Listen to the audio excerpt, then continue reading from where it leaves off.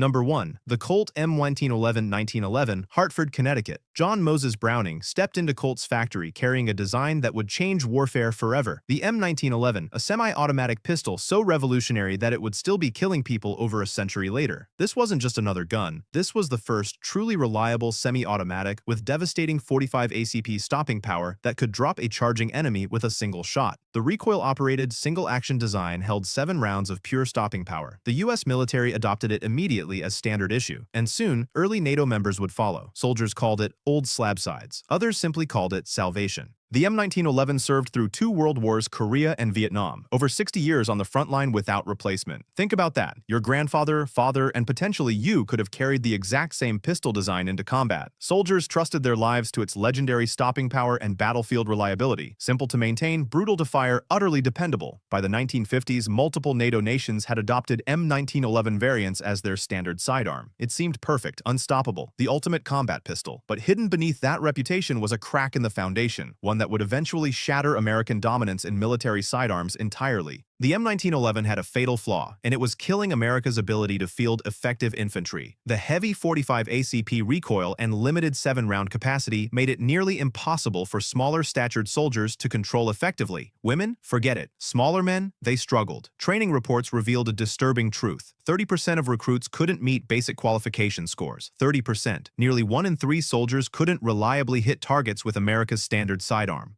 But the cracks really started showing in the jungles of Vietnam. Firefights were close, fast, and brutal. Operators needed more rounds per magazine for suppressive fire, not just stopping power. Empty after 7 rounds?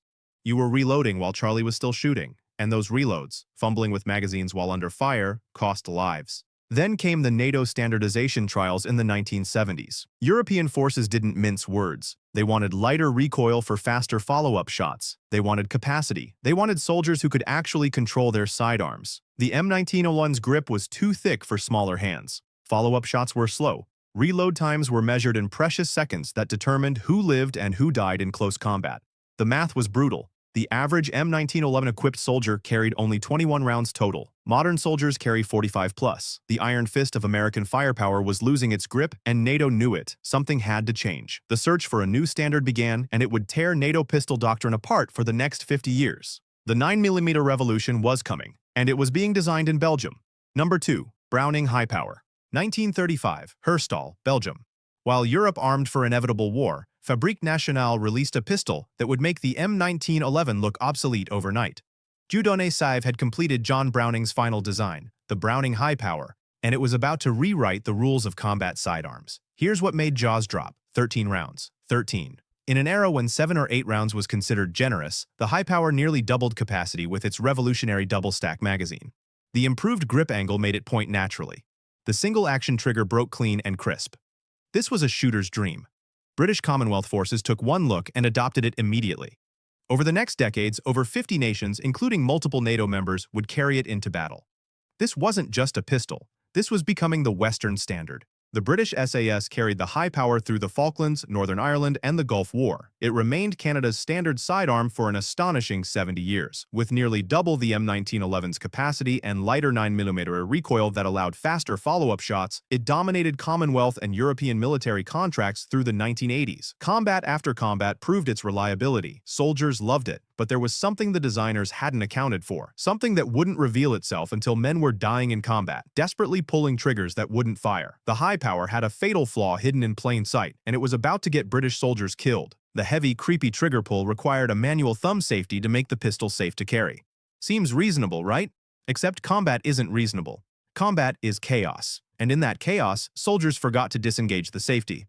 Combat after action reports from multiple theaters documented the same nightmare scenario. Troops pulling triggers on safe weapons during ambushes. Click. Nothing. Dead. The Falklands War brought it into sharp focus. British soldiers found themselves in close-quarters combat, raising their high powers, pulling the trigger, and nothing. The safety was still engaged. By the time they realized, the enemy had fired first. How many men died thumbing off a safety while being shot at? The after-action reports make for grim reading.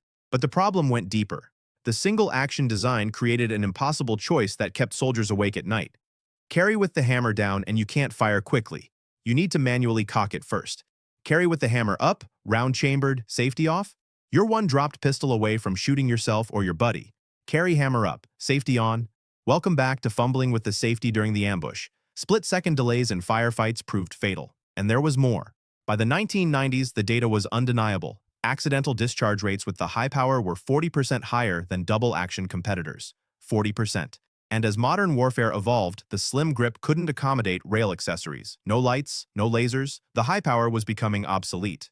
Meanwhile, across the Atlantic, the United States was about to conduct the most extensive and most political pistol trials in history. The decision would shock everyone.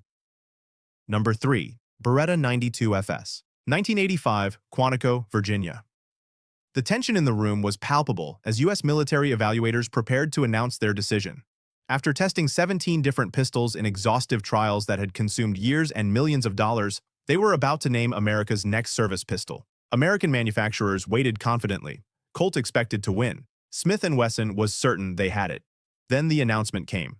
Beretta, Italy.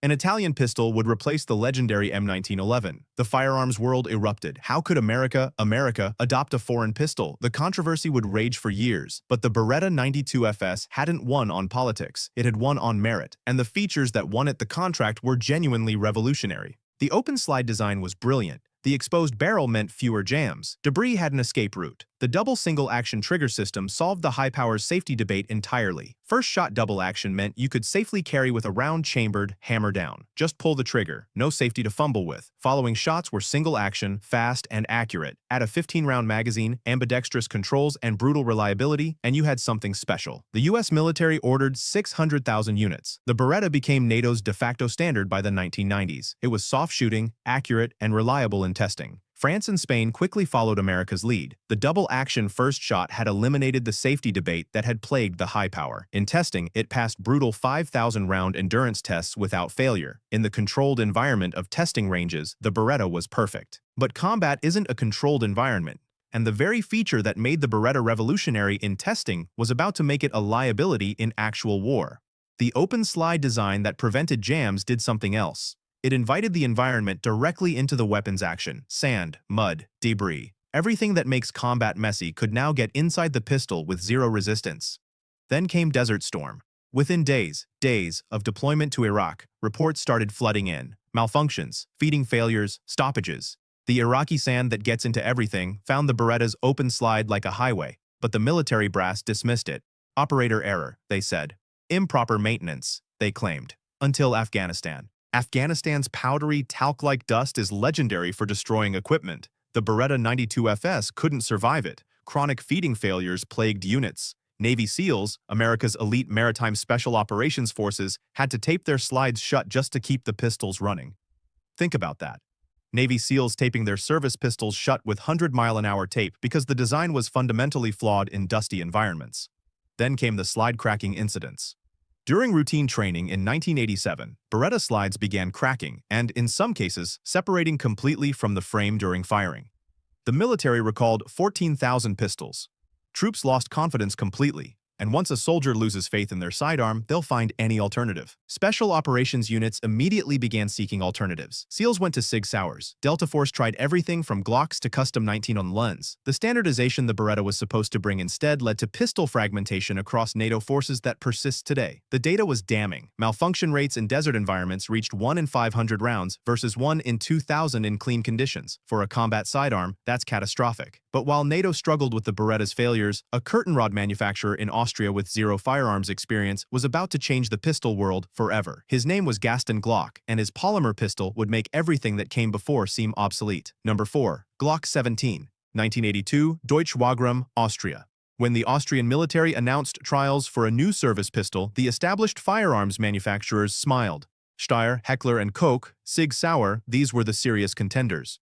Then Gaston Glock submitted his design. Gaston Glock manufactured curtain rods and knives. He had never designed a firearm in his life. The gun industry experts laughed. This would be embarrassing. Then Glock's plastic pistol destroyed every competitor in the trials. The experts stopped laughing. The Glock 17 was revolutionary because it broke every rule. Polymer frame? That's plastic. It'll break. No external safety? That's dangerous. 17 rounds? Impossible in a service pistol. Except Glock did all of it, and the result weighed 40% less than steel competitors while being more reliable. The safe action trigger was genius. 3 internal safeties, 0 external switches to fumble with. Just draw and shoot. Fast. Simple. Reliable. Austria adopted it immediately. Then Norway. Then Sweden. Then the revolution really began. By 2000, Glocks owned 65% of the American police market. 65%. Multiple NATO special forces adopted Glock variants. Why? Because it was feather-light, completely corrosion-proof. You could literally bury it in mud for a week and it would still fire. The trigger pull stayed consistent for over 20,000 rounds. Maintenance? Stupidly simple. The Glock had only 34 parts versus the Beretta's 70. Fewer parts meant fewer failures. It seemed like Glock had finally created the perfect combat pistol. Light, reliable, simple, high capacity. What could possibly go wrong? Then American police officers started shooting themselves, a lot. The Glock had a fatal flaw built into its revolutionary simplicity. No external safety. A consistent 5.5-pound trigger pull every single time. For soldiers and officers transitioning from traditional pistols with grip safeties, thumb safeties, and heavy double-action first pulls, the Glock was shockingly easy to fire accidentally. U.S. police departments reported alarming negligent discharge injuries almost immediately. The pattern was consistent and horrifying. Between 1990 and 2000, over 1,400 documented accidental shootings occurred with Glocks in U.S. law enforcement alone. Officers at the range, adjusting their holsters, would brush the trigger through the holster and fire a round into their legs. Glock leg became dark slang for officers shooting themselves during holstering or unholstering. The lawsuits cost departments millions. Some agencies banned Glocks entirely, despite their mechanical reliability being unquestionable. The data was stark. Glock's negligent discharge rate was 120% higher than double-action, single-action pistols during the first year of user transition. Training could reduce it, but never eliminate it. The very simplicity that made Glock brilliant made it dangerous in untrained or transitioning hands. NATO nations noticed. Some adopted it anyway. The reliability was too good to ignore. Others refused. The safety concerns were too serious to overlook. But Germany was watching all of this, and German engineers thought they could build something better, combining Glock's reliability with traditional safety features. They were wrong, but not for the reasons they expected. Number 5. Heckler & Koch USP, 1993, Oberndorf, Germany. Heckler & Koch's engineering team had studied Glock's success and the subsequent safety controversies carefully. The German Bundeswehr demanded a polymer-framed pistol with Glock's reliability, but with traditional German safety features. H&K's answer was the USP, the Universal Self-Loading Pistol, and it was German engineering taken to its logical extreme. 9 different trigger configurations. 9. You could have double-action, single-action with a safety, double-action, single-action with a decocker only, double-action only, left-handed variants, right-handed variants, any combination a military or agency could possibly want. Add a recoil reduction system that made it softer shooting than competitors, polygonal rifling for improved accuracy and barrel life, and ambidextrous controls, and you had what H&K claimed was perfection. U.S. Special Operations Command agreed. They adopted the massive Mk-23 variant for Navy SEALs. Multiple NATO special forces chose USP configurations. The pistol was exceptionally accurate. You could hit targets at ranges no service pistol should be able to reach. It could handle +P+ high-pressure ammunition that would damage other pistols. The modular design let agencies choose configurations that matched their doctrine. In torture tests, the USP survived conditions that destroyed competitors. Frozen solid, still fired. Buried in sand, still fired. Run over by a truck, still fired. This was German engineering at its finest. But German engineering has a dark side, and it was about to kill the USP's chances at NATO standardization. The fatal flaw wasn't reliability, it was cost. German over-engineering made the USP complex and expensive, nearly double the cost of a Glock. Military procurement officers looked at the $800+ per unit price tag versus $400 for a Glock that worked almost as well and made the obvious choice. But the problems went deeper. Remember those 9 trigger configurations that seemed so clever? They became a logistics nightmare. Units operating Variant 1 couldn't share parts or training with units operating Variant 9. Armorers needed different training for different variants. Magazines were sometimes incompatible. The universal pistol had become 9 different pistols wearing the same skin. Then there was the size problem. The USP's large frame fit comfortably for maybe 20% of female soldiers and smaller-handed operators. Everyone else struggled with reach to the trigger. Despite technical superiority that was undeniable, cost-conscious NATO nations rejected it for standard issue. Only elite units with special budgets could justify the expense. Total NATO adoption remained under 100,000 units versus Glock's millions. The USP became the pistol for people who didn't have to pay for it themselves. Everyone else bought Glocks. But while H&K struggled with over-engineering, another company was winning hearts in special operations communities worldwide through precision manufacturing and legendary accuracy. The Swiss were about to show everyone how it's done. Number 6. Sig Sauer P226. 1984, Switzerland and Germany. The Sig Sauer collaboration had one goal: win the U.S. military's XM9 pistol trials. They created the P226 specifically for that competition, a stamped steel slide, decocker-only design with no manual safety to fumble with, and a 15-round double-stack magazine. Every feature was chosen to win. The P226 finished second to the Beretta. Second, the devastation at SIG was palpable. They had lost the biggest contract in pistol history. Then something unexpected happened. The elite units, the ones who actually used pistols in combat regularly, started choosing the SIG over the issued Beretta. Navy SEALs adopted it. British SAS carried it. German GSG-9 chose it. French GIGN wouldn't carry anything else. The P226 became the dominant NATO special operations pistol through the 2000s. SEALs used it for over 30 years until finally being forced to switch. Why such loyalty? Because when you're breaching a door at midnight and your life depends on accuracy, the SIG was unmatched. Superior accuracy to Glock or Beretta, measurably, consistently superior. The double-action, single-action trigger satisfied traditionalists who wanted a heavy first pull for safety, and the durability was legendary. P226 could run 20,000 rounds without parts replacement. Elite units demanded nothing else. But the SIG had a fatal flaw that seems almost trivial until you've carried it for 12 hours in combat. Weight. All-metal construction made it heavy, 34 ounces fully loaded versus Glock's 25 ounces. That's 9 extra ounces. Doesn't sound like much? Strap it to your hip and patrol for 12 hours in Afghanistan. Then tell me about 9 ounces. Afghanistan patrols lasting 12+ hours revealed the brutal truth. Hip and back strain from the heavy sidearm became a chronic complaint. Operators started leaving it behind, the ultimate failure for a sidearm. The price tag didn't help either. $900 to $1,200 per unit prevented any possibility of general military adoption. Only special operations budgets could afford it. Regular infantry stuck with heavier Berettas or cheaper Glocks. The weight disadvantage became critical as overall loadouts increased. Body armor, ammunition, water, radios, every ounce matters. A fully loaded P226 weighed 40% more than Polymer competitors. That's not a small difference. That's the difference between bringing it and leaving it at base. The SIG became the pistol you wanted but couldn't afford or couldn't carry. Meanwhile, the arms industry was about to pivot to the next obsession: modularity. One pistol that could become any pistol. The idea was brilliant. The execution would be nearly fatal. Number 7. SIG P320, 2014. Multiple U.S. military bases across the country. The U.S. modular handgun system trials began with unprecedented requirements that seemed impossible.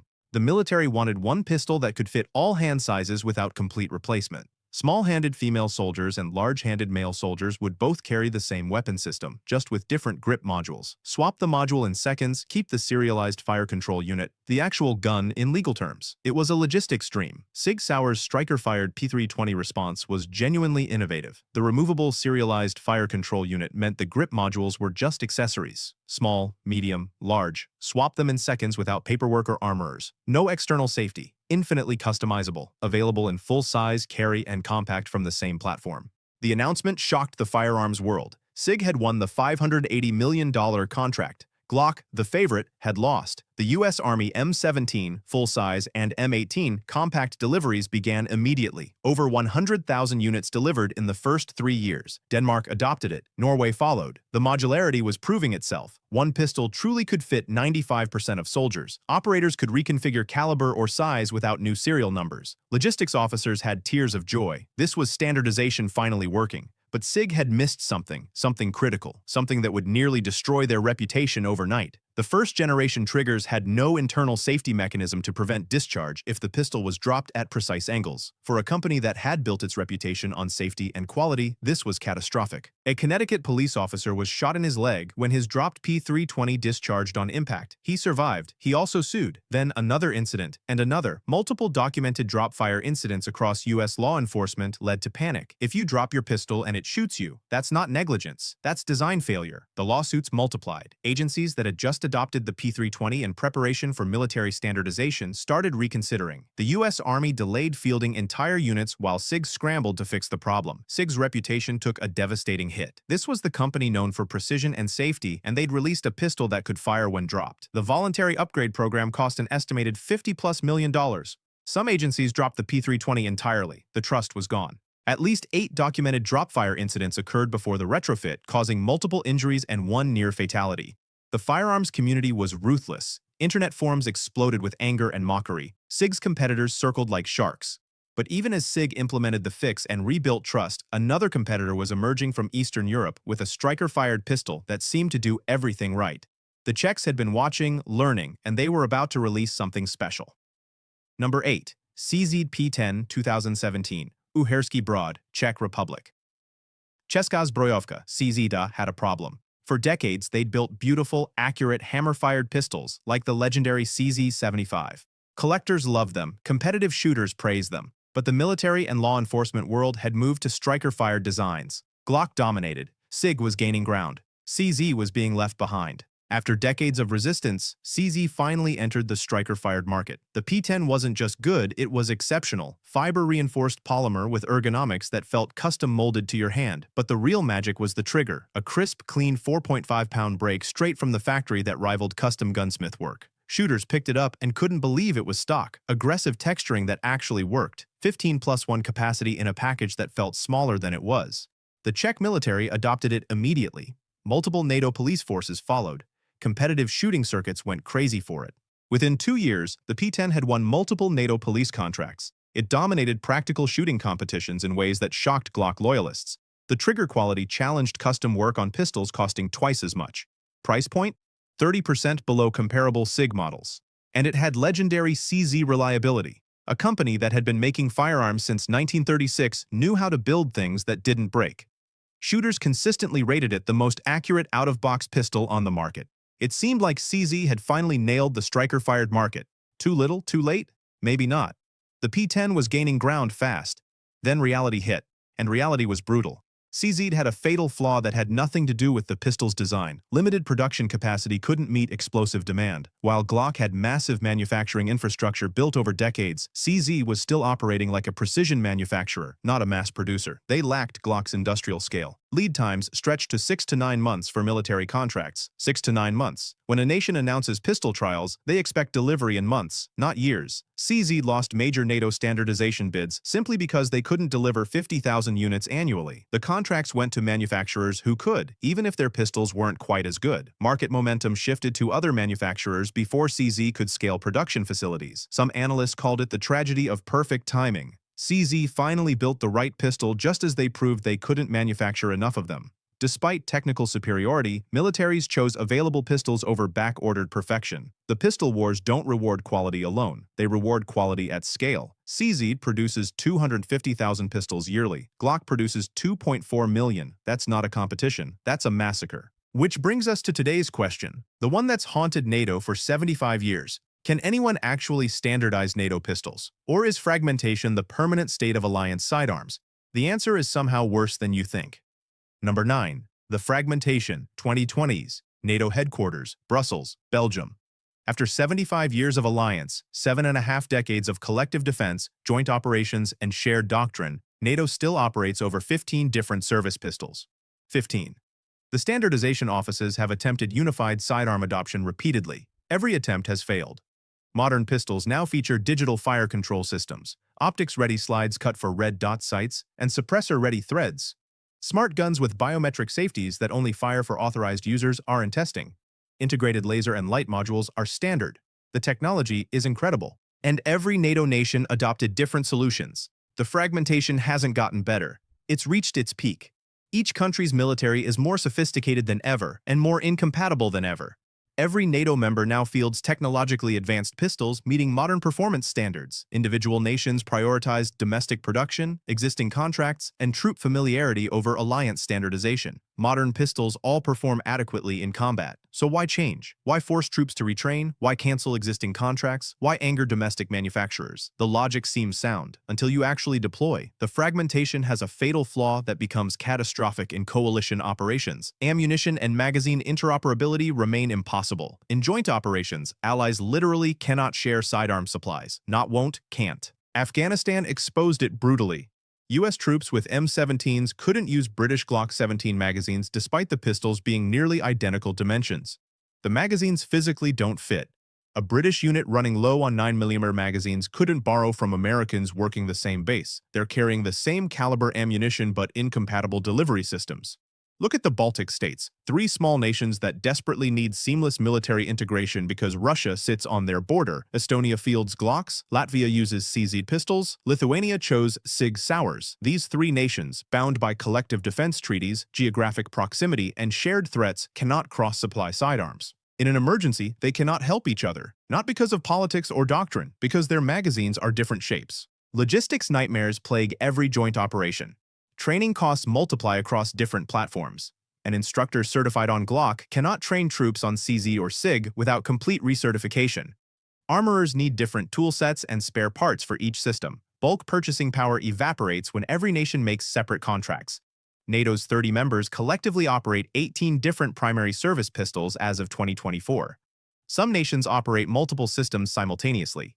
The United States alone issues M17s to the Army, M18s to various branches, M9s to units that haven't transitioned yet, and various special operations units carry everything from Glock 19s to custom 1911s. The war for NATO's holster hasn't ended. It's proliferated. Every manufacturer wants a piece of NATO's massive market. Nations want domestic production for jobs and sovereignty. Troops want weapons they're familiar with. Everyone has valid reasons for their choices. And that's the darkest truth of all. There's no villain here. No bad decision or corrupt contract killed NATO pistol standardization. The fragmentation happened because everyone made reasonable, defensible choices that happened to be incompatible with everyone else's reasonable, defensible choices. The war for NATO's holster continues, and after 75 years, the only certainty is this: nobody's winning, nobody ever will. The perfect NATO pistol exists in a dozen different forms, and that perfection is exactly what makes standardization impossible.